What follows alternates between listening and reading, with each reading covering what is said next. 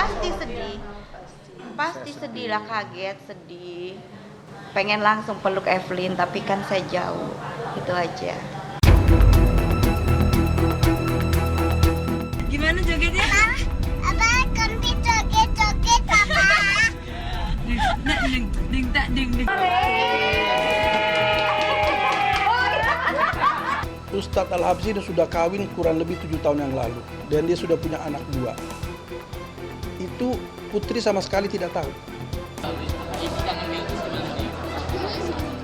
Ayo, itu kenapa juga main kayu? Iya, gimana yuk ngapain?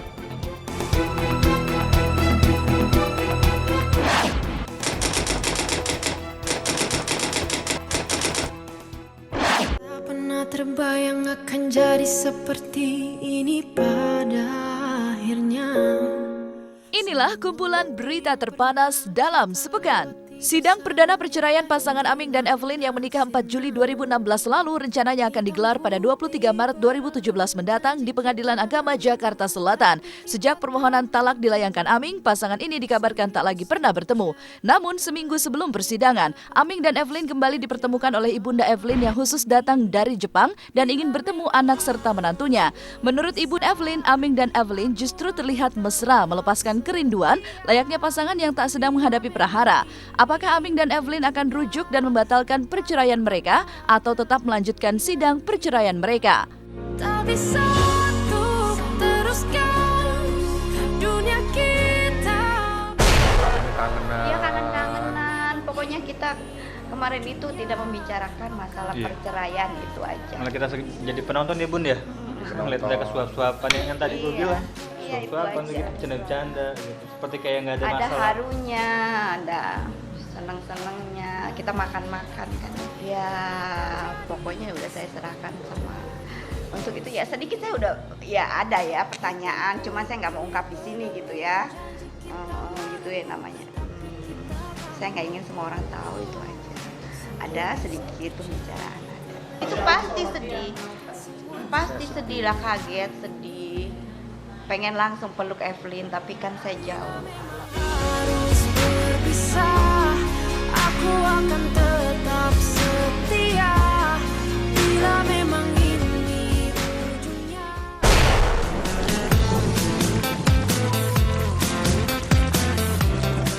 Masih di berita terpanas pekan ini. Terlahir dari orang tua yang berprofesi sebagai artis dan penyanyi papan atas, 5 anak nan lucu ini menjadi balita selebgram terpopuler di tanah air dengan segala kelebihan masing-masing. Sebut saja El Barak, putra dari Jessica Iskandar, Gempi, buah hati Giselle dan Gading Martin, lalu ada Arsi, putri Anang Hermansyah dan Ashanti, Rafathar, putra pertama pasangan Raffi Ahmad dan Nagita Slavina, dan terakhir Bilqis, buah hati kesayangan Ayu Ting Ting. Sungguh beruntung karena 5 balita ini seolah ditakdirkan menjadi seorang bintang di usianya yang masih sangat muda. Seperti inilah gaya lucu Gempita Naura Martin, putri Gading Martin dan Giselle Anastasia yang kini berusia 2 tahun 2 bulan yang sudah bisa berakting tanpa harus diajari kedua orang tuanya. Sebagai ibu, Giselle tak ingin terburu-buru mengarahkan putrinya untuk memilih profesi saat besar nanti. Namun Gempi yang wajah dan tingkahnya menggemaskan membuat banyak orang jatuh cinta. Sementara El Barak, putra dari Jessica Iskandar, sejak kecil sudah menunjukkan kepandaiannya berakting. Memiliki wajah tampan dengan muka bule yang didapat dari ayahnya, El juga lucu dan suka menghibur. Hal tersebut terlihat saat ia memainkan barongsai dan tak lupa membungkuk setelah selesai memainkannya. Tingkah El begitu menghibur orang-orang di sekitarnya. Gimana jogetnya? Apa kami joget-joget papa? Ding tak ding ding ding tak ding. Egol. Aduh, aku diapain? Ih, ketawanya jahilnya. Mama. Lepas. Aduh, masa kepala aku dilepas? Aduh. Game, acting dong. Nangis gimana nangis? Nangis gimana? Sedih. Senang. Kalau acting marah, sabar dong tapi. Kalau acting kaget. Hah, gitu. Kalau batuk, acting batuk gimana? Tangannya gini. Belum tatap.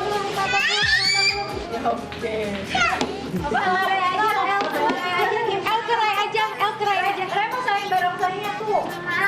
Gak mau. Makasih udah menghibur ya El. Terima kasih ya. Hore.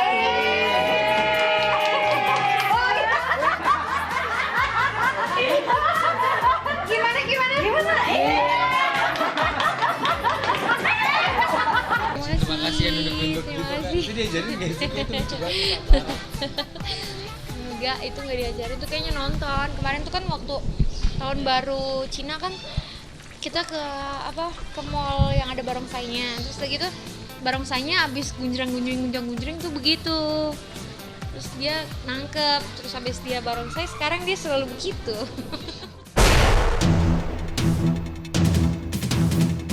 Di segmen berita panas selanjutnya, sejak berpisah dari Ayu Ting Ting dan putrinya dilahirkan, Bilqis Sumaira Razak, Angie hingga saat ini belum pernah bertemu dengan sang buah hati. Dalam beberapa kesempatan, Angie sempat mengungkapkan kerinduannya sebagai seorang ayah kepada Bilqis. Tetapi ungkapan kerinduan Angie tak membuat Ayu goyah dan melarang Angie kembali dalam kehidupannya. Hingga tindakan Ayu menghalangi seorang ayah yang ingin bertemu dengan putrinya dianggap melanggar Undang-Undang Perlindungan Anak. Mendengar kabar ini, ayah Ayu, Abdul Rozak, bahkan menantang Angie untuk datang menemuinya jika benar-benar berniat berjumpa dengan Bilqis. Ayah dan ibunda Ayu seolah masih sakit hati lantaran Angie pernah meminta dilakukan tes DNA. Lalu siapkah keluarga Ayu jika dipanggil oleh KPAI terkait sikap mereka tak mempertemukan Angie dengan Bilqis?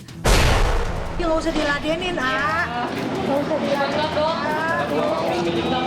Dia nggak tahu urusannya, nggak usah pakai banyak komentar. Suruh aja datang ke ayah. Suruh dianya kemari ya.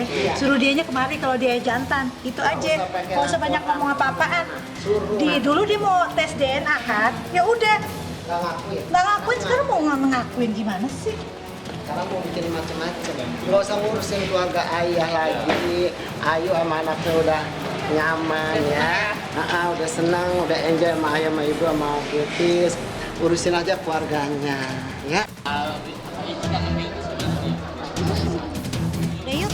itu kenapa Kak Jupen? Iya, gimana yuk ngapain? Kamu katakan netizen sampah yuk. Dan kumpulan berita terpanas pekan ini diakhiri kabar soal gugatan cerai Putri Aisyah Aminah kepada suaminya Ustadz Al-Habsyi. Diterpa kabar miring soal gonjang-ganjing rumah tangganya, Ustadz Al-Habsyi begitu sulit untuk dimintai klarifikasinya. Saat tim Selebrita Pagi menunggu di kediamannya di kawasan Jakarta Timur, Al-Habsyi terlihat bergegas meninggalkan rumah dengan alasan akan berangkat ke luar kota. Untuk keperluan ini, Al-Habsyi sampai harus menaiki mobil polisi yang sudah menunggunya, lengkap dengan pengawalan ketat. Pernyataan Al-Habsyi yang begitu singkat di atas kendaraan polisi bisa jadi ditujukan sebagai jawaban setelah sehari sebelumnya ayah Putri menyampaikan sebuah fakta bahwa Al-Habsyi akhirnya diketahui Putri telah menikah 7 tahun lalu dan telah dikaruniai 2 orang anak. Masalah poligami menjadi satu di antara banyak alasan mengapa Putri memilih untuk mengakhiri rumah tangganya. Benarkah demikian?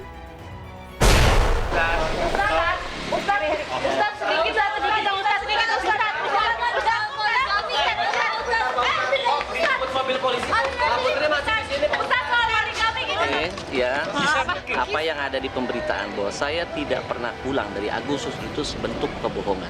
Sampai detik ini Anda bisa lihat saya masih di rumah, masih setiap sore ngajar anak-anak saya ngaji, saya masih tinggal di sini dan hari ini saya harus keluar kota. Ustadz Al-Habsyi ini sudah kawin kurang lebih 7 tahun yang lalu dan dia sudah punya anak 2. Itu Putri sama sekali tidak tahu. Dia percaya aja sebagai seorang istri, setiap suaminya memberitahu bahwa dia pergi ceramah, dia percaya pergi ceramah. Ya, dia hanya itu, percaya begitu aja. Kadang-kadang pulang jam 2, jam 3 pagi kalau ditanya, ceramah. Percaya aja dia sebagai seorang istri ya. Kadang-kadang tidak pulang, kata alasan dia dari ceramah satu pindah ke ceramah lain, tidak sempat lagi pulang ke rumah. Jadi minta dikirim bajunya aja, kadang-kadang begitu. Putri pun percaya. Dia hakul yakin bahwa dia betul-betul lillahi ta'ala dia berceramah. Dia nggak tahu kalau ternyata ada apa-apa di belakang ini semua. Jadi ceramah itu jadi alasan aja untuk transit ke tempat lain.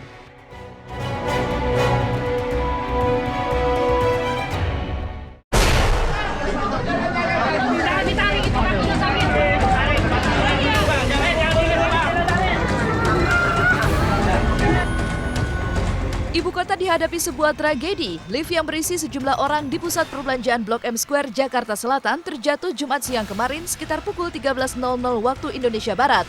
Menurut saksi mata, mulanya lift naik dari lantai 5 menuju ke lantai 7 yang merupakan lantai teratas di gedung tersebut. Seketika lift dipenuhi penumpang yang baru saja usai menjalankan sholat Jumat. Sayangnya bunyi peringatan tanda kelebihan batas tak dihiraukan hingga lift meluncur cepat berhenti di lantai 1 dan akhirnya jatuh ke ground. Data terakhir dari pihak berwajib menyebutkan korban luka berjumlah 25 orang. 24 diantaranya dibawa ke Rumah Sakit Pertamina dan 1 orang lainnya dirawat secara tradisional.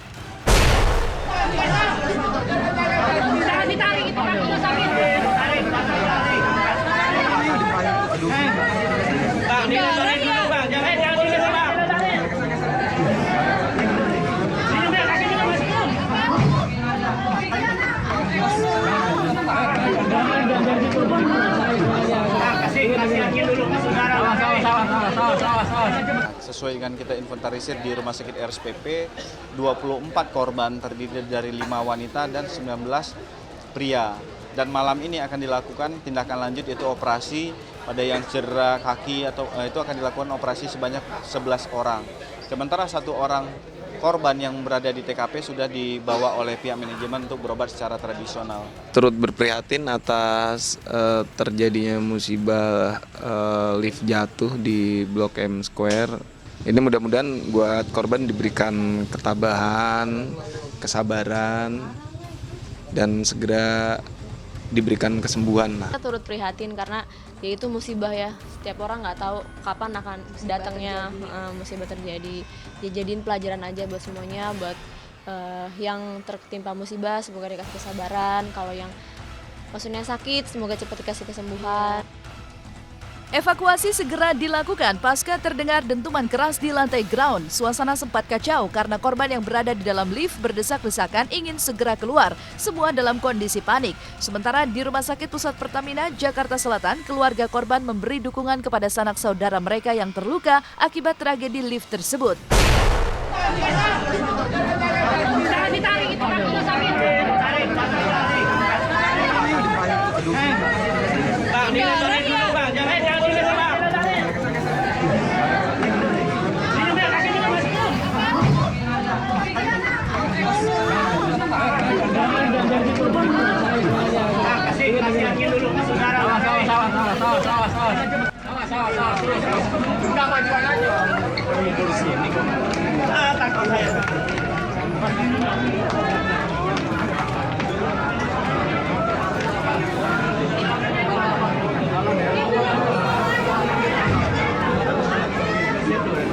Kalau sekarang alhamdulillah untuk kondisi Bapak udah mulai membaik sih ya.